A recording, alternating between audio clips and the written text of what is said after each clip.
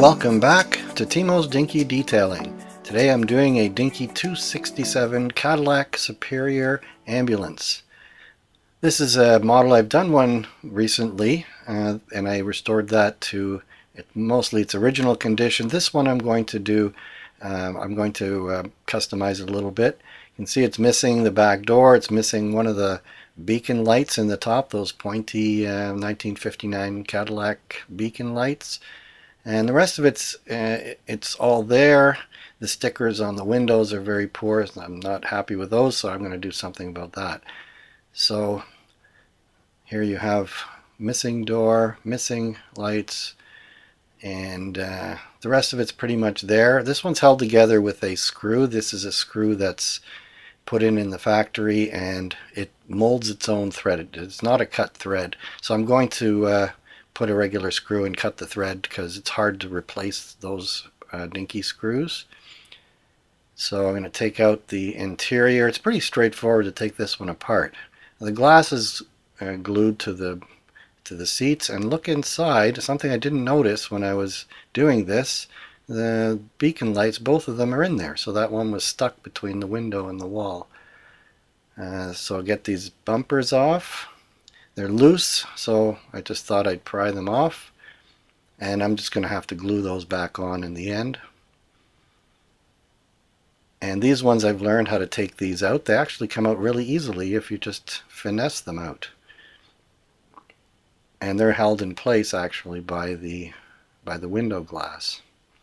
Now I ordered a back door, and it comes with this thing that needs to be filed out. So I took a little time filing it out, try to speed it up here a little bit. I also ordered an extra beacon light because I didn't realize that the thing was hiding in there. So I'll have an extra one in case I come across another one of these models, which wouldn't surprise me because they come up pretty frequently.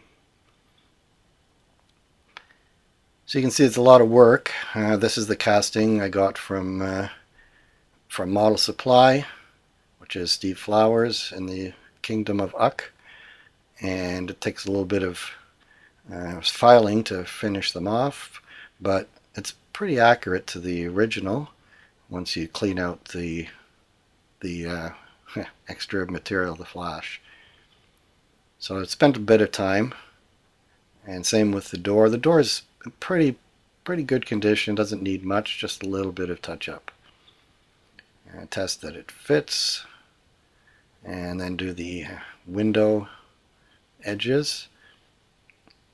And again, it's a pretty good casting. These pins, they're not that great, so a lot of filing to get those. But there, I got the thing working, so this is going to work for me.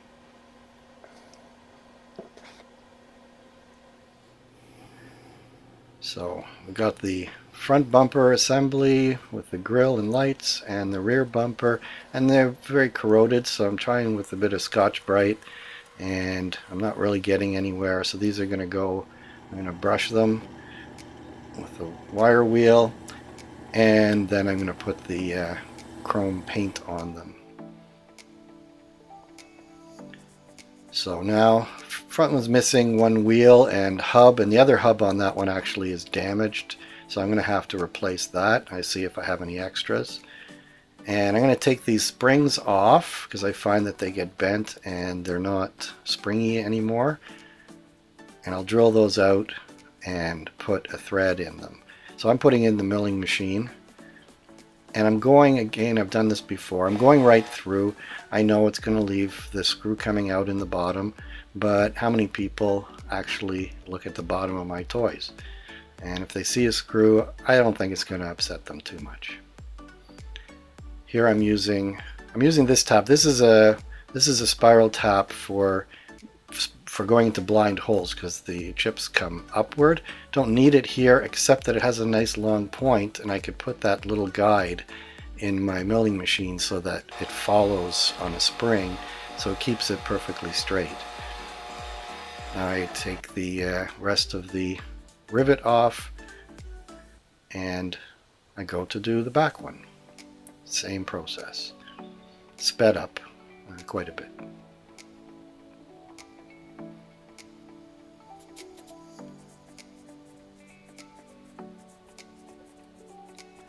there we got a spring plate and the axle, which is in good shape. Those plates go into the rust remover overnight, so I forgot to show putting them in, so show them coming out. Now for the front of the main casting, now I'm going into the blind hole using this tap again. And this is for a 440 screw, which is, I find, perfect size for these models.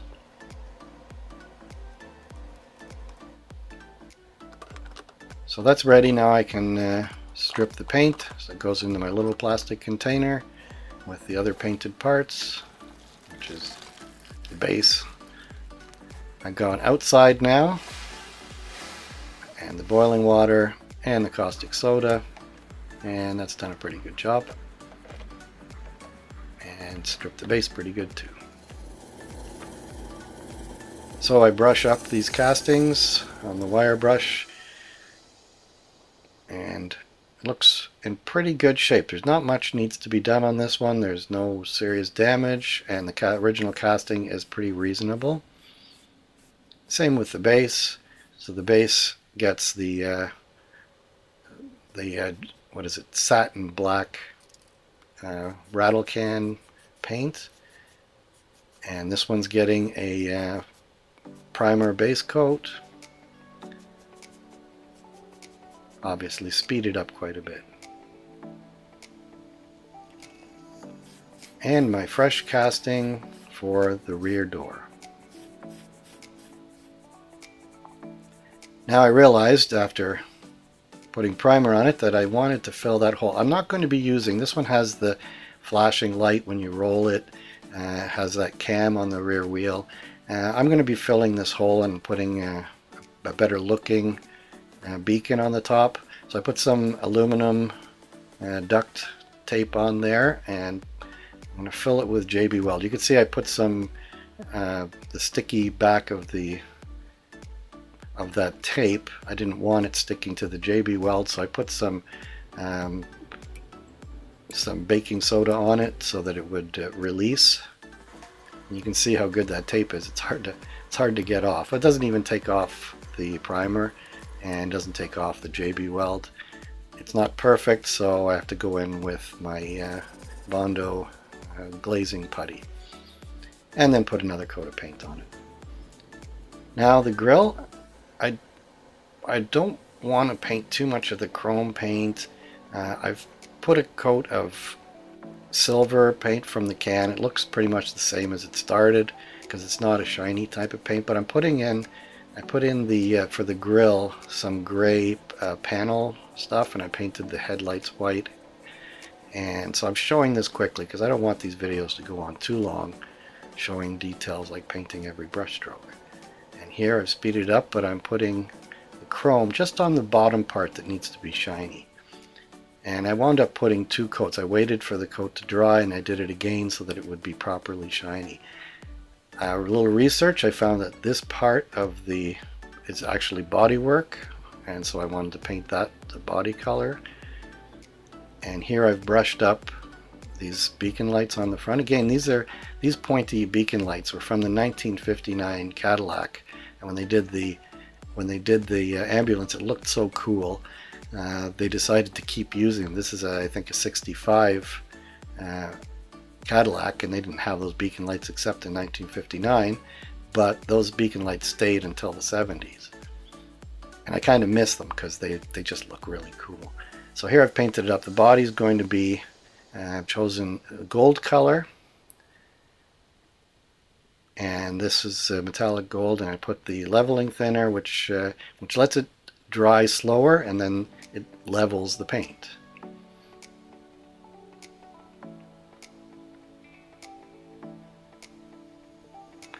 So into the spray booth with my taped up model. Again, I'm speeding this up. I love using the metallic paints, and I'm trying to move into doing some more because I just enjoy painting it. It's just a beautiful finish that you get that I enjoy. So here I'm painting the back door, just the bottom part. And in 10 minutes or so, I'm taking the paint or tape off so the paint doesn't have a chance to harden against the tape. And that usually works just perfectly.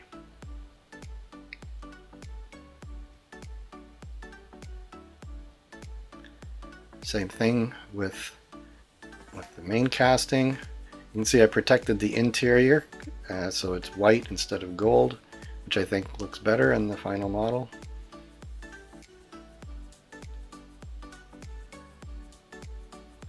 And the paint job, the taping job, it's all just gorgeous. Just a beautiful paint job.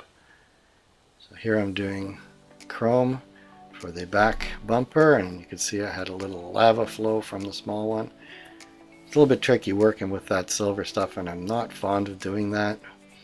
So I wish I could find something better, but that's all I have for now. So this thing's a little bit bent, and so I want to straighten it out. So I'm using my technique where I put a vise on there, and I can control how much I bend it without. If you just bend it by hand, you put a bunch of pressure, and all of a sudden it could give and then bend it into a pretzel. So I do this fancy technique.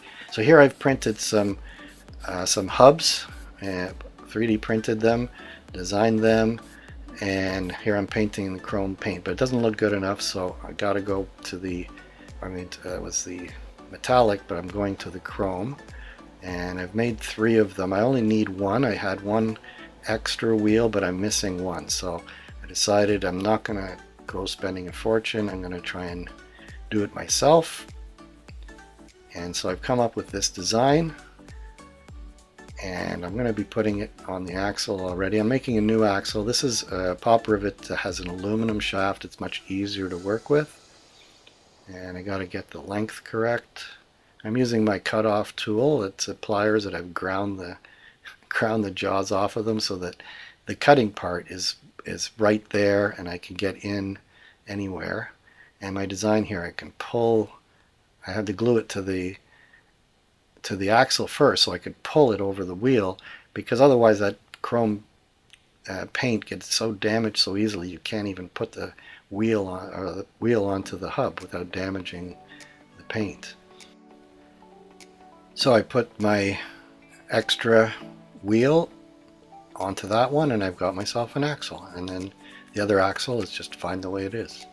So the reason I'm doing this late is because I took a break over Christmas, and just to show you what I was doing, this is the Don Garlett's Museum of Drag Racing. Lots of dragsters in there, and a bunch of displays with, what else? Dinky toys and Hot Wheels and such. So this is just one of the displays in there. There's a couple more I'll show you as well. 30 years ago, we came to Don Garlett's Museum of Drag Racing when I was dating my future wife. Here there's all sorts of beautiful cars, including this Garlett's Dodge, which has a fantastic cross-ram induction engine. These are beautiful things to see. Here is a pair of beautiful Buick nailhead engines on this car. This whole place shows that there are other people who love these sorts of cars. Don't forget to subscribe, like, and share my channel. And remember, it's free. This place will give you all sorts of inspiration. You'll see all sorts of engines and setups. Here's intake manifolds and carburetor setups. There's all kinds of stuff in here. It's incredible. Here's some flathead engines, Ford flatheads, souped up like crazy, and they're just sitting here. Sadly, they ought to be out on the drag strip. Beautiful stuff. It's certainly worth a trip out to Ocala, Florida, and it's right on the 75, so if you're ever down there, this sure as hell is the place to be. Here's one of Garlett's later dragsters.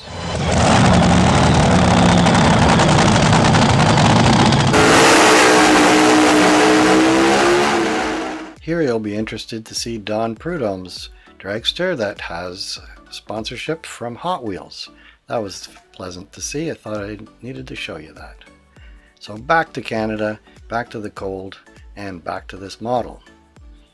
These stickers on the side of the glass, were in very poor shape, and didn't matter what I did, it's going to look crappy in the final model. So I decided I'm going to do something a little bit better on it.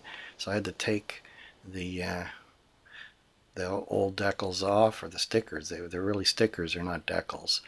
And this glass looks like it's in pretty good shape, but it's not. It's kind of coming all apart, and there's cracks opening up, and I decided I was going to sand this thing up. And so I went through the process. I'm just showing the windscreen, but in fact I did the sides and the back corner windows as well, and spent a lot of time getting this all polished up. But in the process, the thing is very brittle, and little cracks that were very small opened up, and I was very close to just replacing the whole thing with my own homemade put together glass. And it would be easy on the sides because they're perfectly flat, but the windshield itself is a challenge. So I decided I'm going to try and get this to work, and in the end that's what's showing. And it's not perfect, but I didn't want to spend more time stopping and making new windows. So the interior is spotless. I took off the steering wheel and I cleaned up the interior there so it looks nice. It was just a little bit dirty, and put some epoxy on this thing and put the glass back on. Now you can see the glass popped off. The whole thing is twisted, which is another thing causing it to crack. And at the end, I just decided I'm going to have to finish this model because it's already been taking way too long. So on this one, I want to put the stripes back on, and I want to have them accurate. So I looked up what the accurate stripes on, because I remember these very distinctively. I just thought they looked so cool in the back windows. And so I have now the capability of printing my own white decals, and so this is my first thing. That was one of the reasons too. I was waiting for supplies for this so that I could do this, finish this model. So this has been a little bit frustrating getting it to this stage. So both sides. This is very close to the actual ones made by Criterion. And the only thing I changed is they had this little oval logo symbol or something on the front, and I changed it to a cross. I just thought ambulance needs to have a cross on it somewhere.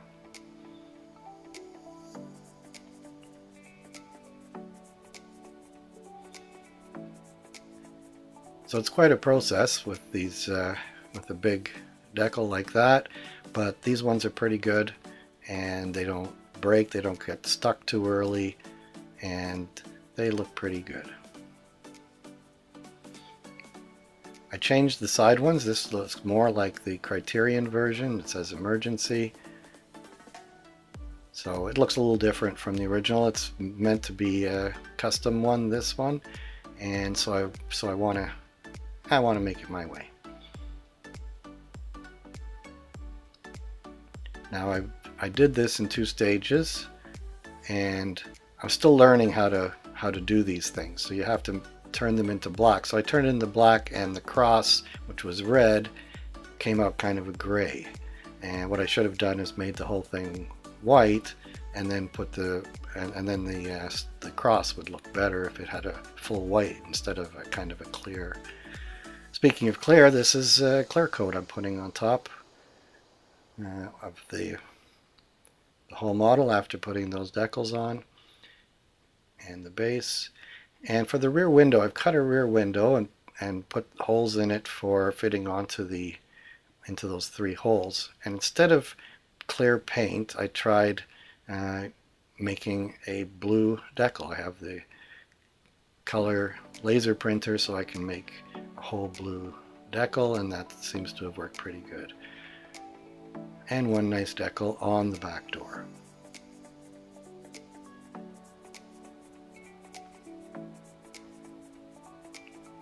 So now it's time to start assembling this thing. A lot of little bits to assemble. Gets the bumpers first. This is 5-minute epoxy. It's the stuff I usually use. It's great because you can mix up a batch, glue something on, wait 5 minutes, and come back, and it's ready to go. Sometimes I can use the same batch to do several things. So now these beacons go in the top. You can see they just pop in there. And then these ones also go in, and you have to kind of put them there, and then you can't do anything until you put the window glass back in, because the window glass, these little pockets, they hold those parts in. So now, at the same time, I've got to put the rear door. So I'm not putting the whole door, I'm just putting the flat part with the 3 holes. So once the hinge is being held in place, I can put the base on, and that's where the hinge locks into the base and into the main casting. So it has to be put together carefully, and doing it without the door attached, it just makes it easier. So I get my screw in there, and that's the main assembled part of it. Now the back door, I made up my window glass, the blue window glass, a little bit of epoxy again. And you can see I've cut a couple of finger cuts so I can rescue a glove that really didn't get dirty, but I want to protect the glass from getting fingerprints all over it.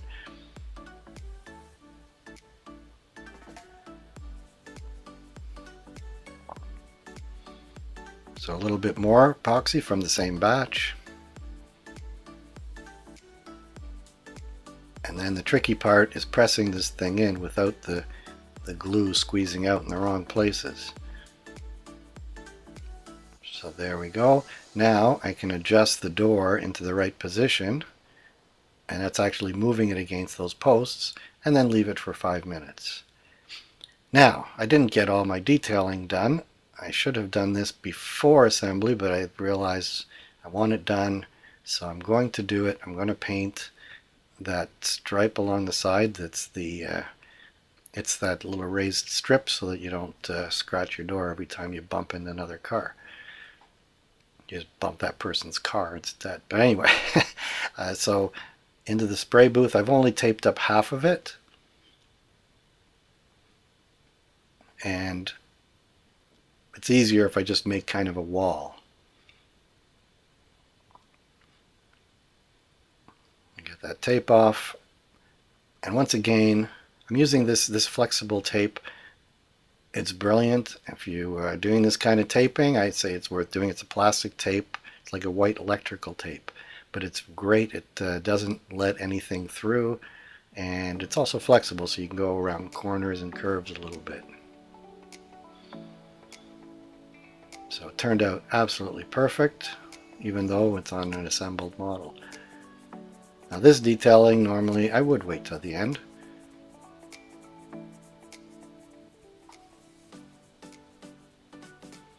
This one still has a fair way to go. All these parts are accurate to the original actual vehicle. That knob on the back, don't know what it is, but it's on all of them.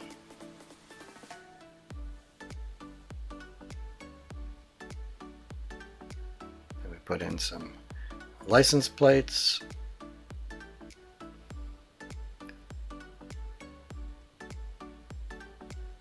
And there's only one thing left to do once those plates are in place, and that's to put the cherry on top. So these are some 3D printed beacons that I did for a previous model.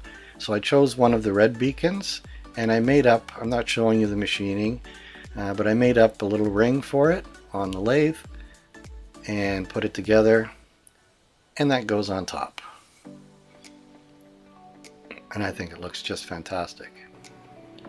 So to remind you, wait a minute, forgot to complete my detailing. I was already on the turntable ready to show you, and I realized I hadn't done the rear lights. And of course it's on my setup, it's on my stand for doing the rotating, and I can't get this thing to stay in focus while I'm painting it. So you'll have to take my word for it, I painted them. So now we'll remind you of what it looked like before. And it looks pretty rough. See what it looks like now. Well, that's a big change. I think it looks fantastic. I love those stripes on the back windows. I guess they're there for some kind of privacy, but I really thought they looked cool when I was a kid. This was in '65, so I was like, what, 4 years old, but they kept having these similar models for a while up until the '70s, and even in the '70s they had different Cadillacs that looked much the same. So I hope you enjoyed this episode of Timo's Dinky Detailing. Until next time, be seeing you.